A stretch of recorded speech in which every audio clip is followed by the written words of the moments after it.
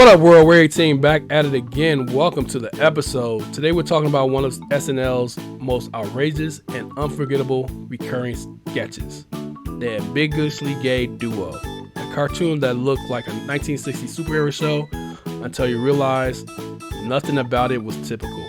It was bold, hilarious, and completely ahead of its time. That shit was so funny. One of the reasons why I watched Saturday Night Live earlier in my childhood is because this sketch. That shit was hilarious. First of all, it was a cartoon at night, and it was just dumb funny. It reminds me of the Super Friends, but it wasn't the Super Friends. So I'm gonna talk about this sketch. I'm gonna like, comment, subscribe, share. Welcome to Where It Started. The Ambiguously Gay Duo first appeared in the mid-90s as part of Dana Carvey's show, created by writer Robert Smigel, the same genius behind TV's Funhouse and Triumph the Insult Dog. When the Dana Carvey show ended, Smigel brought the cartoon over to Saturday Night Live, where it instantly became one of the most talked about animated sketches ever. The concept, two superheroes, Ace and Gary, who save the world but make everyone around them deeply uncomfortable because of their exaggerated closeness and campy behavior. They're not confirmed to be gay, but every gag plays on the idea that everyone else thinks they are. People always seem to look at us funny. Maybe they're jealous. Perhaps, friend of friends, but we're going to get some answers. You see the way they fly? Pretty fruity, now we do that. Oh, grow up. He was riding him like a dime store pony. This cartoon was genius. It was so fucking funny. Oh my god, the different looks on the cartoon characters' faces when they was doing gay stuff, hilarious. We need the answers. Wait, come back, Master. Don't take your wisdom from us, please. It was one of the best sketches on that Saturday Night Live in the mid 90s or whatever when I was watching it, and I thoroughly enjoyed it. The cast and crew: Ace was voiced by Stephen Colbert. Gary was voiced by Steve Carell. Long before The Office, their chemistry was perfect. The awkward tension, the overtop heroic poses, and those innocent lines that sounded anything but innocent made it work. Commissioner, we make a great team. You finger the perps, and we give them our fists. Smigel designed the animations look like an old Super Friends cartoon. Bright colors, dramatic music, over serious narration. It was parody that hit both comic book culture and America's discomfort with sexuality at the same time. The following day, over the foggy Atlantic. Merciful Minerva! That ocean liner is about to crash into an iceberg. Flying to a nearby desert dune, Superman uses his heat vision to turn a handful of sand into a crystal prism. First of all, I did not know Stephen Colbert and Steve Carell were the voices. I found that out doing this research. That's amazing. And this shit was so fucking funny. The punchlines, the characters, everything about it. The animation was so good too. Everything about this sketch was hilarious, and even the fucking intro was funny. Everything about it, the song was so funny. The Ambiguously Gay Duo, the Ambiguously Gay Duo. They're taking on evil, come on, they're fighting all right to save the day. They're extremely close in an ambiguous way. They're ambiguously gay. They're ambiguously gay. The Ambiguously Gay Duo. The Ambiguously Gay Duo. It was just on point in every aspect of the show.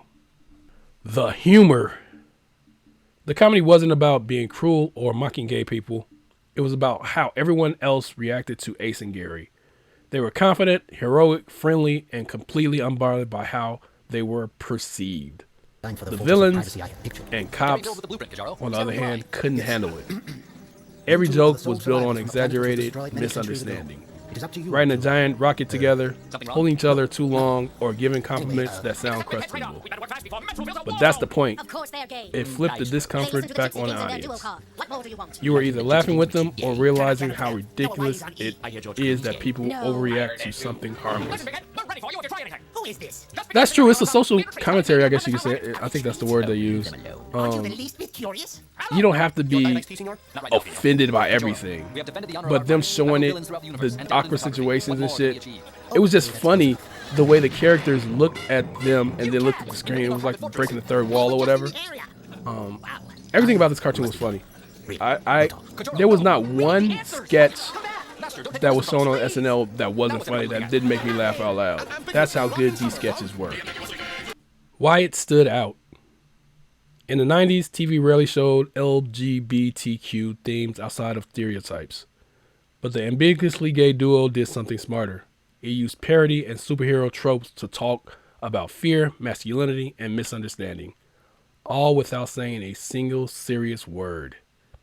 It was funny, yes, but also surprisingly layered.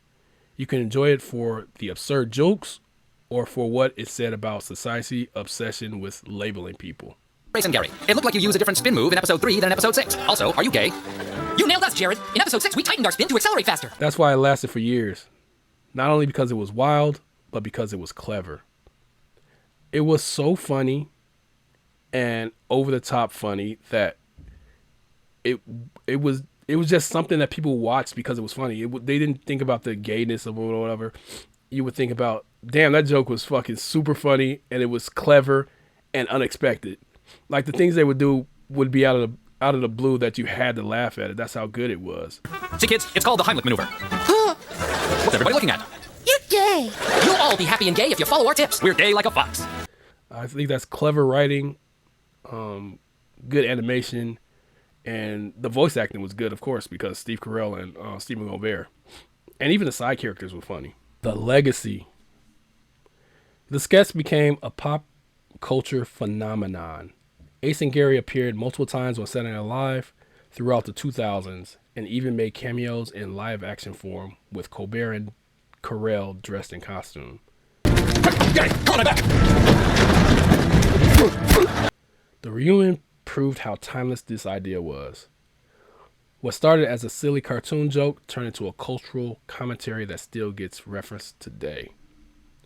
Without the Ambiguously Gay Duo, you probably wouldn't have seen later parodies that poke fun of how superheroes can be unintentionally suggestive.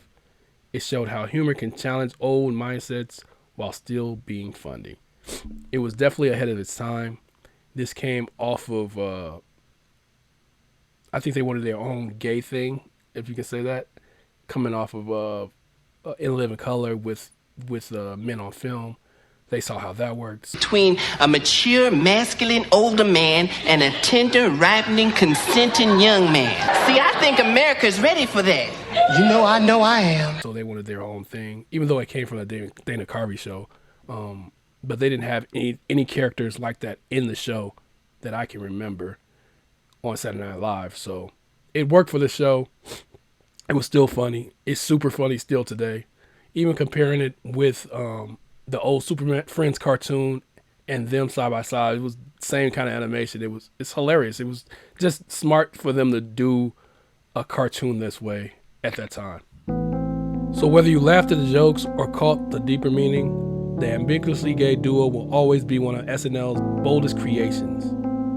A mix of satire, absurdity, and pure Saturday night chaos. They were heroes, they were hilarious, and they were definitely ambiguous. That's gonna do it for the video. Thank you guys for watching. You can hit on anybody else's channel and you decided to watch mine, so thank you. There's only 24 hours in a day, and you gave me a couple minutes of your day. I truly appreciate that. I hope I didn't waste your time. Remember to like, comment, subscribe, and share. What do you think about the Ambiguously Gay Duo? Did you think it was funny? Did you think it was over the top? Leave it in the comments. Remember to like. Have a good one. I'll get you guys on the next one. You've been watching